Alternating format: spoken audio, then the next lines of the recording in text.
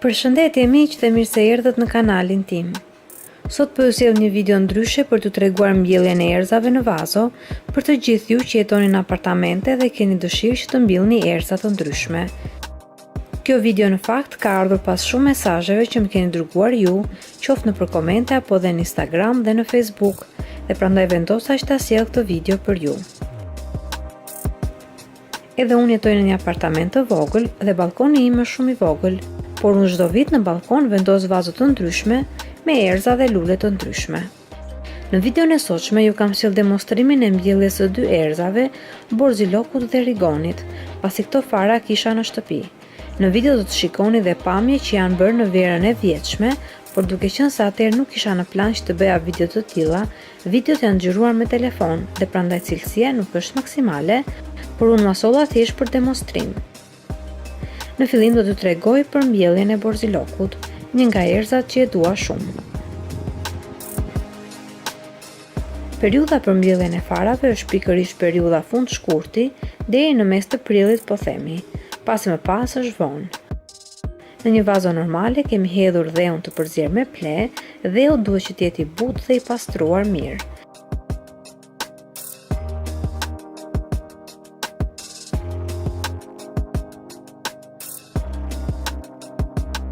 Më pas dheun e lagim, pasi në këtë mënyrë farat mbyllen më mirë.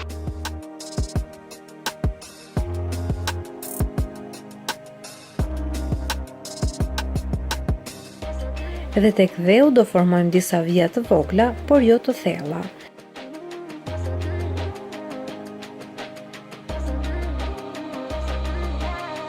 Do hedhim farat që në këtë rast janë fara borziloku të kombinuara me kanellë dhe do i mbulojmë me kujdes.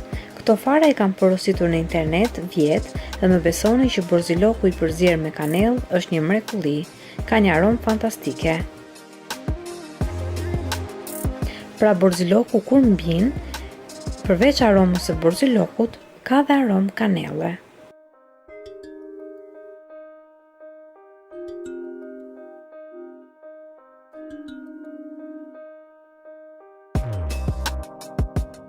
Është me rëndësi që farat të mos mbillen shumë thellë, sepse ka rrezik që të mos mbinë dhe që të humbasin.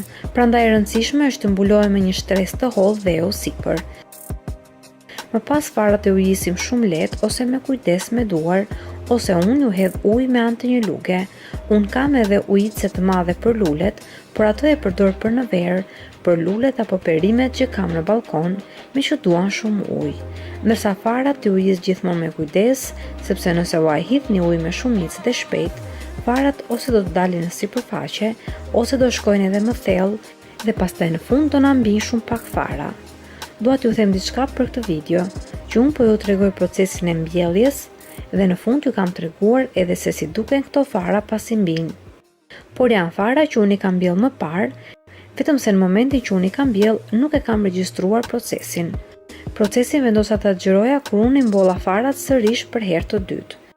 Sepse në fillim nuk e dija se kishit interes për këto video, dhe kur pash që ju kishit interes për mbjelljen e erëzave, unë i mbolla sërish farat për t'ua demonstruar procesin e mbjelljes dhe në fund do të shikoni se si kanë mbjerë farat që kanë mbjell disa ditë më parë. Procesi është njësoj, vetëm sa ato fara janë mbjell në një kohë më parë. Gjithashtu kam mbjell dhe fara borziloku të përzier me aromë limoni. Edhe unë të dashur miq nuk e dija se ekzistonte versioni borziloku të përzier me kanellë apo me limon. Derisa i zbulova vjet në verë dhe të them të drejtën, balkoni ku ndërmonte vjet në verë, nga aroma e mrekullueshme e borzilokut të përzier me kanellë, me limon, por ka dhe përzierje të tjera të farave të borzilokut me aroma të ndryshme. Nëse dëshironi, kërkoni në internet dhe mund t'i porosisni edhe online, pasi edhe unë ashtu i kam marrë.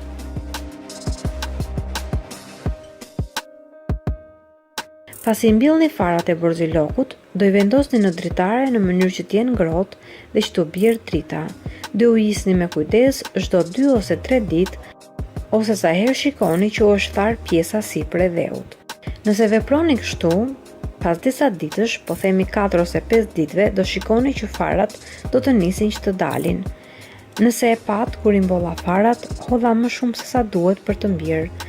pasi farat e erëzave në përgjithësi janë shumë të vogla dhe ka shumë mundësi që nga 10 farat që hedhim të na mbijnë vetëm 3 ose 4 fara, pasi të tjerat mund edhe të humbasin.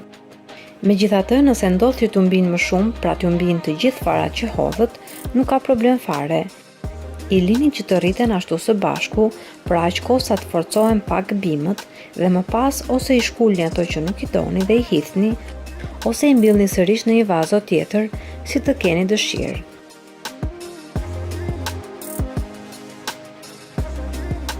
Unë i mbaj vazot në dritaret brenda në shtëpi të paktën deri nga mesi muajit maj, ose derisa jashtë të shkojnë temperaturat mbi 20 gradë Celsius, pasi unë jetoj në Suedi dhe këtu është goxha ftohtë.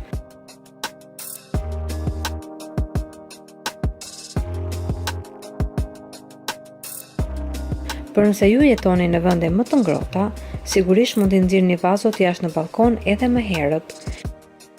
Në video shikoni edhe borzilokun me kanellë që ka mbirë, edhe borzilokun e përzier me limon që ka mbirë në vazon tjetër.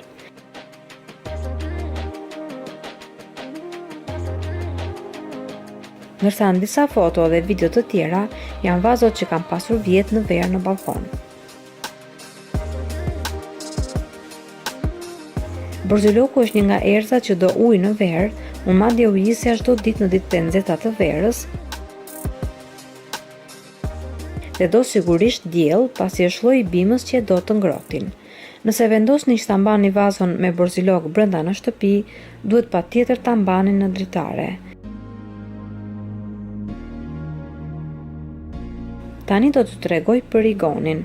Procesi është i njëjtë me atë të mbjelljes së borzilokut, por farat e rigonit janë edhe më të vogla.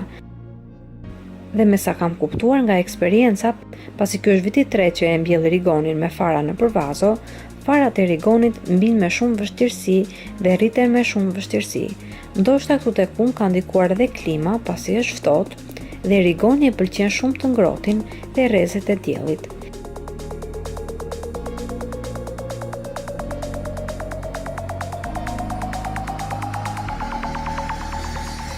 Edhe këtu po ju tregoj procesin e mbjelljes së rigonit dhe do t'ju tregoj edhe se si kanë mbir farat që kanë mbjell para një jave në një vazo tjetër.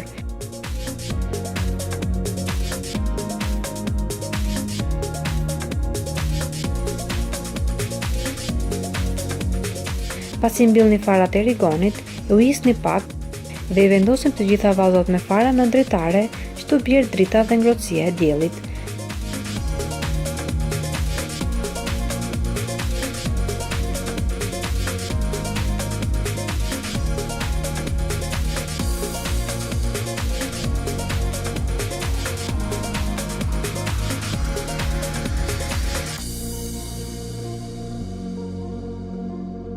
Siç e shikoni, farat që unë kam mbjell kanë mbirë dhe unë tani do e lë vazon të ri në dritare derisa të ngrohen temperaturat jashtë dhe të shkojnë mbi 25 gradë Celsius, pasi rigoni do që të jetë ngrohtë jashtë. Rigoni është mirë të ujitet sa herë shikoni që ka nevojë për ujë, pra i shtar dheu dhe u hisni nga pak, pasi nuk është që do sasi të madhe ujë, por do shumë ngrohtësi. Unë do t'ju tregoj vetëm një foto të rigonit që kam pasur në balkon, mbase do duhej që këtë video të realizoja vjet në verë, por nuk e mendova dhe nëse do prisja që ta xhiroja me video për këtë vit, video e binte që të bëhej nga mesi i qershorit dhe atëherë shumë vonë sepse unë doja që procesin ta shikonit tani dhe me që është sezoni të mbillni farat që dëshironi. Sigurisht që nëse dëshironi farat e erëzave mund t'i mbillni edhe në një fazë të dytë pas qershorit, nëse dëshironi që të keni vazhdimisht erëza në shtëpinë tuaj. Unë ju solla në këtë video vetëm 2 erëza, por ju mund të mbillni erëza që doni me të njëjtën procedurë, qoftë fara majdanozi, farat e trumzës dhe shumë farat të tjera, ndërsa mëndërza ose nene xhiku ka proces tjetër mbjelljeje. Nëse dëshironi, mund t'u sjell edhe atë me video, më shkruani poshtë te komentet nëse jeni të interesuar. Doja t'ju sjellja edhe për mbjelljen e perimeve në këtë video, por më duk se video u zgjat shumë dhe lash për ta sjell një video më vete për perimet që u mbjell në balkonin tim, që edhe pse është i vogël fare, u mundohem të mbjell ato lule dhe bim që kam dëshirë. Për çdo pyetje apo çdo gjë tjetër që keni, më shkruani poshtë te komentet. Gjithashtu për më shumë video të reja, mund të abononi në kanalin tim pasi është falas. dhe të klikoni atë zilen e vogël anash kanalit për të marrë çdo video të re që postohet në kanal. Unë ju falenderoj shumë që më ndoqët në videon e sotshme. Bashkë do të dëgjojmë sërish në videon e radhës. Deri atëherë, Zoti ju bekatoft të gjithëve.